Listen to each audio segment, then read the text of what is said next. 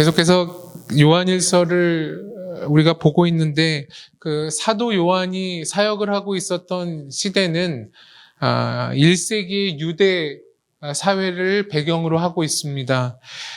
이때는 우리가 잘 아는 것처럼 로마 제국이 이스라엘, 유대를 다스리고 있었고, 그러한 가운데 어떤 정치적으로 독립운동들이 일어났습니다. 우리가 잘 아는 바라바라고 하는 사람도 예수님 처형 당시에 그런 사람도 이제 독립운동을 했던 사람들입니다. 또한 이 유대에는, 이스라엘은 수천 년 동안에 종교 사회를 기반으로 했던 곳이었기 때문에 어떤 종교적인 운동도 이 유대 땅 안에는 1세기에 많이 성행했었습니다. 이러한 움직임, 정치적인 움직임, 또 종교적인 움직임, 그러한 움직임 속에 많은 사람들이 있었을 것이고, 우리가 다 알지 못하지만 조직들이 있었을 것입니다. 그러니까 유대 사회는 결코 우리가 보기에 안정기지는 않았습니다. 그러한 상황 가운데 종교적으로 거짓 예언자들이 있다라고 오늘 사도 요한은 이야기를 합니다. 사도 요한이 초대 교회들에게, 성도들에게 경계를 권했던 거짓 예언자들은 예수가 육체로 오심을 부정했던 무리들이었습니다. 그것이 요한일서의 이야기고 오늘 본문의 이야기입니다. 아마도 계속해서 이야기하지만 그 사람들은 영지주의로 알려진 운동의 어떤 조직의 분파로 보여지는 무리였습니다. 영지주의가 이제 무르익는 것은 이때부터 한 200년 지나고 나서 이제 비로소 어떠한 틀들을 자리 잡게 되는데, 이때에는 그런 영지주의적인 시작의 모습을 갖췄을 것입니다. 영지주의라고 하는 것은 이렇습니다. 비밀스러운 지식을 다루는 종교의 일종으로서 이러한 지식, 어떤 깨달음을 얻음으로써 악한 물질의 세계에서 벗어나 그들이 생각하는 선하고 고결한 영적인 영역으로 들어갈 수 있다라고 여기는 신앙이 영지주의적인 정의입니다. 이러한 가르침은 오늘 성경이 이야기하고 있는 메시아 예수 그리스도께서 육체로 이 땅 가운데 오셨음을 철저하게 정면으로 부정하는 가르침입니다. 이것이 영지주의적인 그리고 적그리스도의 가르침이었습니다. 그래서 이들은 예수가 진정한 메시아, 구원자가 될 수 없다라고 여겼습니다. 그렇기 때문에 이들이 보는 예수는, 그들이 경험했던 예수, 그들이 믿는 예수라 함은 이렇습니다. 인간처럼 보이는 예수였다, 이렇게 이야기하는 겁니다. 그는 신이었지만 다만 마치 허상과 같이 인간처럼 보였던 예수, 또 더 나아가서는 그는 도덕적이고 윤리적인 예수, 그렇게 보는 것입니다. 그렇게 보는 것은 지금 시대에도 많이 있습니다. 도올 김용옥이라든지 이런 사람 중심으로 많은 철학자들은 그냥 예수를 하나의 성인이나 도덕 윤리적인 사람으로 보는 것이지 결코 신으로 생각하지 않는 경우가 태반입니다. 2000년이 지나와도 그렇습니다. 이러한 영지주의적인 신앙에 대한 기독교의 가르침은 정면으로 배치되어지는데, 그것을 아주 잘 가르치는 것이 요한복음 1장 14절에 있습니다. 한번 같이 가보도록 하겠습니다. 사도 요한이 썼던 요한복음 1장 14절 말씀입니다. 이것이 이제 기독교 신앙의 정수라고 할 수 있는데요. 한번 같이 보겠습니다. 요한복음 1장 14절입니다. 제가 읽겠습니다.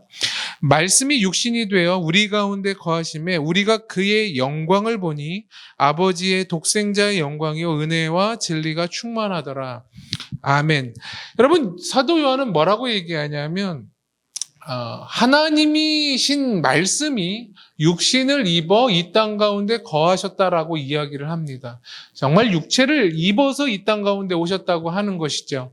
근데 그 보이는 그 예수 안에 오늘 성경은 뭐라고 얘기하냐면 무엇이 있냐면 하나님과 동등된 영광이 그 안에 있고 그분 안에 은혜가 있고 그분 안에 진리가 충만하다라고 한 것이죠. 충만하다는 건 뭐야? 남음 없이 있다, 이렇게 이야기를 하는 것입니다.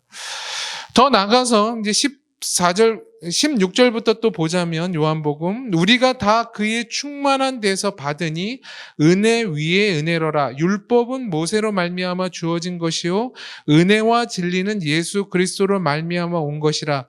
본래 하나님을 본 사람이 없으되 아버지 품속에 있는 독생하신 하나님이 나타내셨느니라. 이렇게 요한은 증거하고 있습니다. 그러니까 우리가 아는 것은 이 땅 가운데 육체를 입고 오신 예수라고 하는 그 존재는 우리가 볼 수 없었던, 아무도 태고 이래 보지 못했던 그 초월자 되신 성부 하나님의 영광을 우리의 눈으로 볼 수 있는 분으로 오셨다고 하는 것입니다. 그리고 그분 안에는 무엇으로 충만하냐면 볼 수 없는 초월되신 성부 하나님의 은혜가 그분 안에 온전하게 있고 그분 안에는 진리가 있다라고 하는 것입니다. 그런데 우리가 아는 것처럼 요한일서에 적그리스도는 이러한 예수를 그러한 하나님으로, 그러한 구원자로 받아들이지 않았다라고 하는 사실입니다. 성경의 가르침은 그렇습니다. 하나님의 말씀 되신 로고스가 인간의 형태를 취하여 인류 가운데 거하셨다라고 말합니다. 우리가 눈으로 볼 수 있었고 요한이 말하는 것처럼 만졌고 우리가 대화했고 함께 식사를 했던 그런 예수로 오셨다라고 이야기하는 겁니다. 그러니까 이러한 예수는 영지주의자들이 결코 반대했던, 그들이 부정했던 건 뭐죠? 끊임없이 물질의 세계, 우리 육체, 이 몸, 그리고 보이는 세계를 부정한 것이죠. 이런 우리가 감지하고 만지고 하는 이 모든 세계는 영지주의자들에게 있어서는 부정한 세계인 거예요. 여긴 진리가 아닌 거예요. 볼 수 없는 초월, 영의 세계, 그러한 세계만이 이들에게 있어서는 진리라고 여겼다라고 하는 사실입니다. 이렇게 생각한다면 어쩌면 우리들의 신앙을 되짚어 볼 수 있는 기점이라고 생각합니다. 신앙생활을 이렇게 할 수 있습니다. 이 땅의 모든 것들은 부정하여서 하찮게 여기고 우리가 생각하는 기독교 신앙을 그냥 늘 고상한 것으로만 여겨서 신앙생활을 하는 사람들도 꽤나 많이 있습니다. 이 땅의 질서, 이 땅의 어떠한 형태들은 다 그냥 하찮게 여겨도 되고 그저 우리는 죽어 부활해서 하나님 나라 가면 그만이다라고 생각하는 사람들이 있습니다. 영적인 부흥회와 집회를 대중적으로 하면서 쓰레기 버리고 가는 크리스찬들이 많이 있다는 것입니다. 우리는 이것을 융합할 줄 모릅니다. 그만큼 우리들의 신앙이 아직은 여리고 부족합니다. 그러니까 이렇게 영지주의적인 건 아니지만 신앙은 이 모든 것을 통합할 수 있는 힘을 가져야 합니다. 다시 한번 오늘 본문으로 돌아가 보겠습니다. 오늘 요한일서 4장 1절에서 6절을 보면 그렇게 이야기합니다. 하나님의 영이 있고 그 반대적인 적그리스도의 영이 있다라고 얘기합니다. 그리고 이런 하나님의 영은 하나님으로부터 나왔고 적그리스도의 영은 거짓 선지자나 세상으로부터 왔다라고 오늘 요한은 본문 가운데 증거합니다. 그렇기 때문에 하나님의 영은 진리의 영이고 적그리스도의 영, 거짓 예언자들의 영은 미혹의 영입니다. 이 두 사이를 기준으로 한 이 두 사이를 결정하는 것은 무엇입니까? 오늘 본문에서는 예수를 그리스도로 육체를 입고 오셨냐는 것을 믿느냐 아니면 부정하느냐로 이 두 가지의 상황이 나누게 됩니다. 이것은 이제 1세기의 상황입니다. 우리 사도 요한이 사역했던 상황인데 이런 것은 아까도 처음에 말씀드린 것처럼 2000년이 지나도 여전히 다른 형태로 우리들 가운데 증거됩니다. 그러나 이제 초대교회 당시 교부 시대, 그러니까 그 사도들의 그 그러니까 제자들, 예수님의 제자들의 그 제자들이 있었던 시대, 특별히 한 3세기에는 우리가 잘 아는 것처럼 예전에 배웠지만 아리우스라는 사람이 있었습니다. 이 사람은 3세기의 사람인데 알렉산드리아의 교회의 장로였습니다. 이 사람이 아리우스주의라고 하는 것을 설파했는데 이게 어떤 거냐면 아리우스주의는 예수 그리스도의 신성을 부인하는 것이 아리우스주의였습니다. 그러니까 사도 요한이 사역했던 시간보다 몇백 년이 지나도 여전히 아리우스 같은 사람들이 나와서 예수 그리스도의 신성을 부정하더라 이렇게 이야기하는 겁니다. 대표적인 건 뭐냐면 이 사람은 아리우스는 이렇게 이야기합니다. 예수는 하나님도 아니고 인간도 아니다. 그러니까 하나님과 인간 그 어둠의 사이 정도의 존재다라고 아리우스는 이야기합니다. 그리고 이러한 성자 예수는 성부 하나님께 철저히 종속되어 있으며 성부 하나님이 성자 예수를 탄생시켰다, 창조했다라고 이야기합니다. 그러니까 결국 아리우스라고 하는 사람이 말했던 이 아리우스주의는 삼위일체를 부정한 사건이 되었기 때문에 우리가 예전에 공부했던 니케아 공의회라고 하는 그 주 325년에 교회의 많은 그 목회자들을 통해서 이 사람이 이제 이단으로 판명 나게 됩니다. 그러니까 사도 요한이 사역했던 시대나 이 초대 교부 시대나 많은 사람들이 끊임없이 부정했던 사건은 뭐냐면 예수는 그리스도가 아니다. 그는 육체로 입고 오지 않았다. 그는 하나님도 아니고 그분은 인간도 아니다. 아니면 때로는 그분은 인간에 가깝다. 뭐 이러한 주장을 끊임없이 펼쳤다는 것입니다. 그건 지금까지도 마찬가지라는 사실입니다. 여러분, 우리가 기독교를 믿고 있는데 기독교에서 말하고 있는 진리란 무엇입니까? 그것은 예수는 그리스도다라는 것입니다. 그게 우리가 믿고 있는 기독교의 진리입니다. 그리고 그 예수는 참 하나님임과 동시에 참 인간이라고 하는 사실입니다. 그분은 그 안에 뭐 옛날에 아수라 백작인가요? 하여튼 반은 하나님이고 반은 인간이 인간 이렇게 50%도 아닌 그분은 완전한 100%의 하나님이면서도 그분은 완전한 100%의 인간으로 이 땅 가운데 오셨다라고 하는 것입니다. 이것을 가리켜 기독교의 신비라고 이야기하는 것입니다. 여러분, 신비라고 하는 말은 뭐죠? 신비는 초월입니다. 우리 이성과 우리가 납득할 수 있는 영역을 넘어선 것, 이걸 초월이라고 말하고 그것을 가리켜 거기서 벌어지는 일들을 가리켜 신비라고 이야기합니다. 아무리 내 머리로 이성으로 경험으로 우리의 모든 전통으로 추론해도 할 수 없는 것, 그것이 기독교의 신비입니다. 20세기 초반에 한국 교회에 있었던 개혁주의자 박윤선 목사님은 계시 의존적 사색이라고 하는 책에서 이렇게 이야기합니다.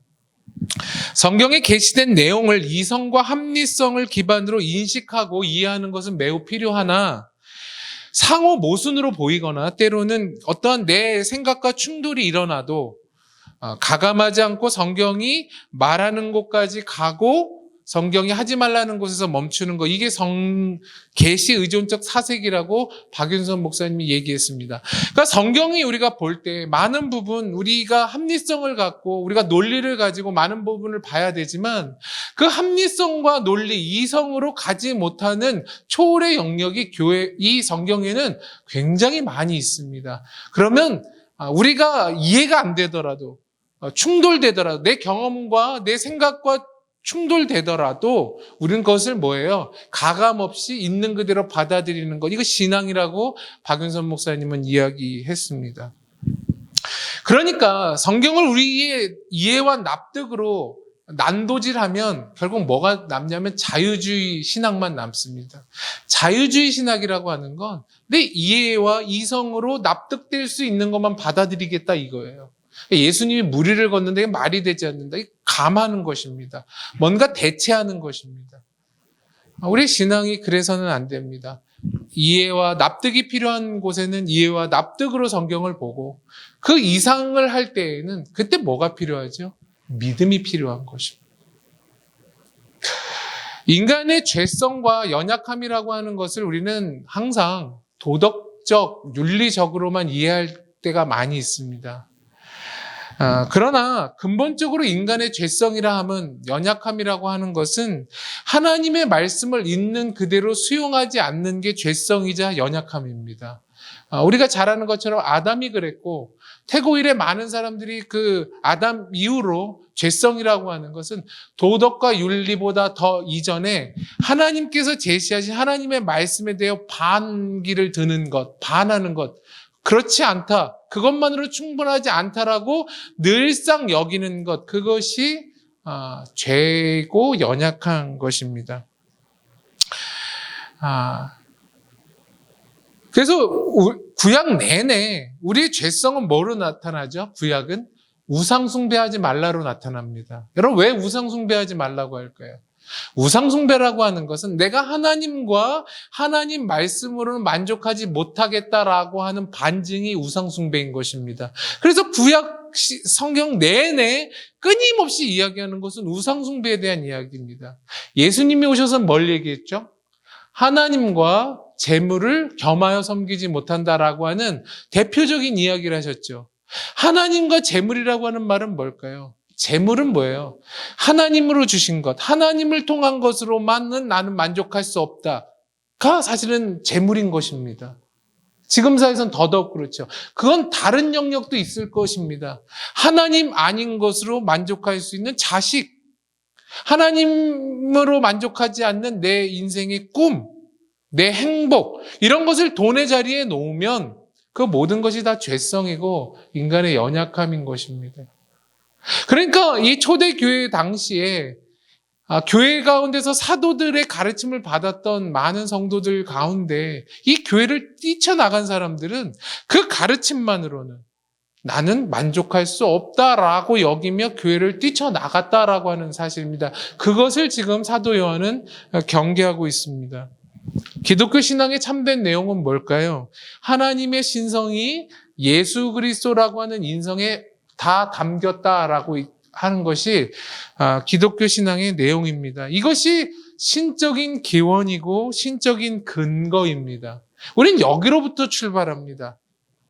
예수 안에, 보이는 예수 안에, 보였던 예수 안에 하나님의 하나님 되심이 영광으로 동일하게 계셨고 그분이 곧 은혜였고 그분이 진리였다라고 하는 사실, 이게 기독교 신앙의 참된 내용입니다. 이것을 우리는 끊임없이 알아가는 것입니다. 이것은 한 인간의 종교성을 극대화시켜서 깨달아지는 게 아닙니다. 우리는 이제 신앙이라고 하는 것이 우리가 아래에서부터 종교심을 막 발현해서 뭔가 계속 이렇게 추구하려고 하잖아요. 모든 종교가 이렇게 추구해서 이게 알아지는 게 아닙니다. 이거는 위로부터 주어져야 됩니다. 그래서 은혜라고 말합니다. 하나님으로부터 주어져야 됩니다. 그렇기 때문에 계시라고 얘기하는 겁니다. 인간이 노력을 한 거나 인간이 무슨 조건을 만족시켜서 스스로 선택한 것을 만족시켜서 얻어낼 수 있는 게 아니라는 것입니다. 그러니까 영지주의자들이 이 땅 가운데서 스스로 뭔가를 고상한 것과 고매한 것과 그들이 생각하는 영적인 것으로 아무리 깨우치려고 해도 하나님이 은혜로 허락하시지 아니하고 하나님이 계시로 주지 않으면 아무도 깨달을 수 없다. 이게 예수라는 말입니다. 그러니까 이 땅 가운데서도 끊임없이 예수 아니고서도 가부좌를 틀고 자신이 어떤 단련을 하면 뭔가 고매한 영역으로 갈 수 있다라고 하는 모든 것이 아담 이래 모든 사람이 했던 죄성이자 연약함이었다라는 사실입니다. 그게 오늘 성경이 말하는 세상인 것입니다. 예수 빼고 모든 것을 하는 것입니다. 그래서 그들이 끊임없이 2000년 내내 주장했던 것은 가연설이에요. 예수의 신적인 것을 부정하는, 처음에도 말씀드린 것처럼 그렇게 그냥 보였을 뿐이다. 그냥 그분은 오아시스처럼 신기루처럼 사실이 아니지만 그렇게 보였을 뿐이다라고 지금까지 얘기해 왔던 것입니다. 아니면 그분은 도덕과 윤리로서 그냥 모범적인 한 성인에 불과했다. 이 얘기를 2000년 내내 인류 역사는 하고 있는 것입니다. 그렇다면 예수의 성육신이 왜 이렇게 중요한 복음의 내용이 되는가? 우리는 그걸 고민해 봐야 됩니다. 왜 그 적그리스도는 이 성육신을 그토록 부정했는가? 우리는 이것을 봐야 합니다. 요한복음 14장 8절에서 10절에 보면 우리가 잘 아는 것처럼 제자 중에 빌립이 이렇게 이야기합니다. 빌립이 이르되 주여 아버지를 우리에게 보여주시옵소서. 그리하면 족하겠나이다. 예수께서 이르시되 빌립아 내가 이렇게 오래 너희와 함께 있을 때 내가 나를 알지 못하느냐? 나를 본 자는 아버지를 보았거늘 어찌하여 아버지를 보이라 하느냐? 내가 아버지 안에 거하고 아버지는 내 안에 계신 것을 내가 믿지 아니하느냐? 내가 너희에게 이르는 말은 스스로 하는 것이 아니라 아버지께서 내 안에 계셔서 그의 일을 하시는 것이라. 이렇게 이야기합니다. 우리가 잘 아는 것처럼 빌립이 예수님과 3년을 같이 다녔었는데 뜬금없이 예수님 이제 죽음을 앞두고 빌립이 예수님께 이렇게 얘기합니다. 주님, 성부 하나님을 보여주시옵소서. 이렇게 이야기합니다. 예수님 뭐라고 얘기하시죠? 빌립아, 내가 여기 있다. 이렇게 이야기하죠. 그러니까 하나님이 여기 와서 너와 3년을 같이 있었는데 하나님을 다시 보여달라고 빌립은 이야기하는 것입니다. 우리가 이렇게 신앙생활 할 수 있습니다. 성부 하나님의 초월이 요한복음 1장 14절에 어디에 담겼다고요? 성자 예수 그리스도에 동등되고 동일하게 담겨 있다라는 거죠. 영광이. 그러니까 예수를 보면 보이는 예수를 통해 우리는 뭐를 알 수 있는 거예요? 보지 못하는 초월자 대신 한 번도 볼 수 없었던 그 하나님을 알 수 있는 것입니다. 근데 지금 빌립은 그러한 개념이 없었던 것이죠. 그러니까 예수 그리스도의 인성으로만 그는 본 것이죠. 그분 안에 신성의 충만함을 빌립은 온전히 깨닫지 못했다라는 사실이 우리가 읽은 이 본문 가운데 증거됩니다. 예수가 세상에 그리스도, 메시아로 주어졌다는 사실을 지금 빌립은 깨닫지 못합니다. 여러분 기억하십시오.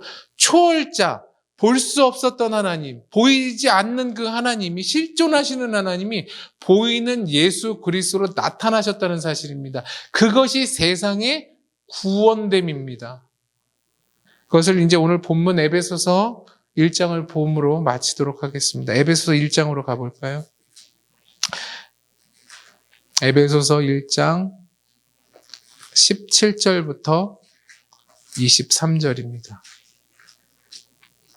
에베소서 1장 17절부터 마지막 23절. 이건 이제 바울이 에베소 교회를 두고 에베소 성도들, 교회 공동체를 두고 한 기도의 내용입니다. 잘 보세요. 17절부터 23절입니다.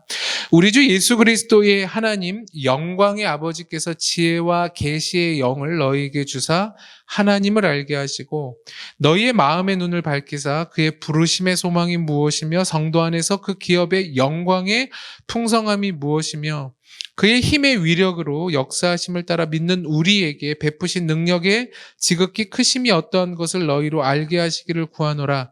그의 능력이 그리스도 안에서 역사하사 죽은 자들 가운데서 다시 살리시고 하늘에서 자기의 오른편에 앉히사 모든 통치와 권세와 능력과 주권과 이 세상뿐 아니라 오는 세상에 일컫는 모든 이름 위에 뛰어나게 하시고 또 만물을 그의 발 아래 복종하게 하시고 그를 만물 위에 교회의 머리로 삼으셨느니라.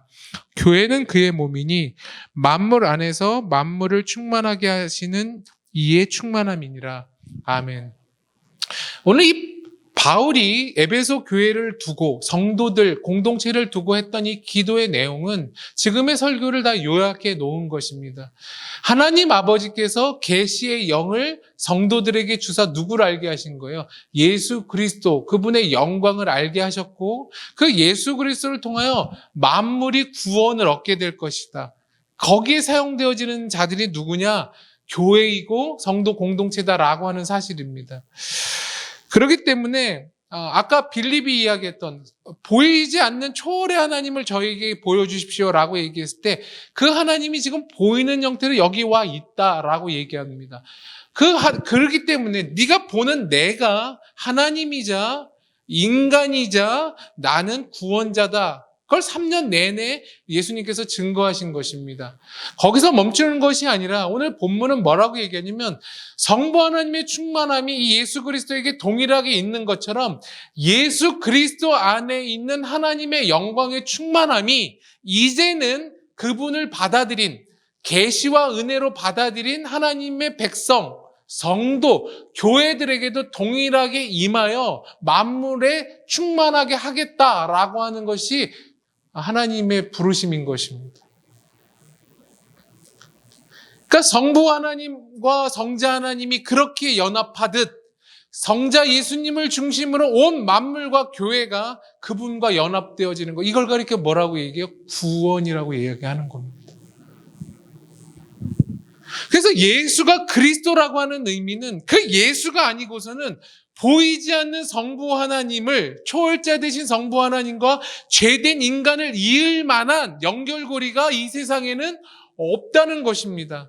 우리의 종교성, 우리의 어떤 깨달음, 우리의 그 어떤 업적으로도 하나님과 연합할 수 있는 길이 이 세상에 없다라고 하나님께서 말씀하셨다는 겁니다. 성경을 통하여서. 그러나 끊임없이 세상은 그것 나 믿지 못하겠다. 더한 것이 있다. 아니다. 그것만이 진리가 아니다라고 끊임없이 역사 이래 인류 동안 외쳤던 것이 세상인 것입니다. 오늘 교회는 뭐라고 얘기해요? 바울은 23절에 교회는 예수 그리스도의 몸이고 교회 성도는 예수의 충만함의 영역이라고 말합니다. 그러니까 예수는 교회인 우리, 성도인 우리 안에 충만함으로 오늘도 내주하기를 원하시는 분으로 오늘 존재하세요. 그게 구원되어져 가는 과정인 것이죠. 다만 예수를 입으로 고백함으로 말미암아 천국 간다라고 하는 이 얄팍한 구원관이 아닌 예수 그리스도를 통하여 성부 하나님의 영광과 은혜와 진리를 깨닫는 자가 그 안에 끊임없이 만물의 예수를 끊임없이 드러내어 충만케 하시는 것처럼 성도 안에도 하나님의 하나님 되심을 예수 안에서 끊임없이 충만케 하는 것이죠. 그것이 우리가 끊임없이 구하는 성령 충만의 기도 아니겠습니까? 주님의 것으로 충만하게 하여 주옵소서. 우상이 아니라, 재물이 아니라 하나님의 말씀과 하나님의 뜻과 이 하나님의 계시로 나를 끊임없이 이끌어 달라고 하는 것. 그것이 이제 성도의 본분이라고 생각합니다. 그렇기 때문에 예수 그리스도가 이 땅 가운데 육신으로 오셨다, 보이는 분으로 오셨다라고 하는 사실은 결국 성부 하나님께서 창조하신 모든 세상 그리고 하나님의 이 피조물인 우리 모두에게 어떻게 구원을 하시냐를 보여주시기 위한 방법이 예수 그리스도라는 것입니다.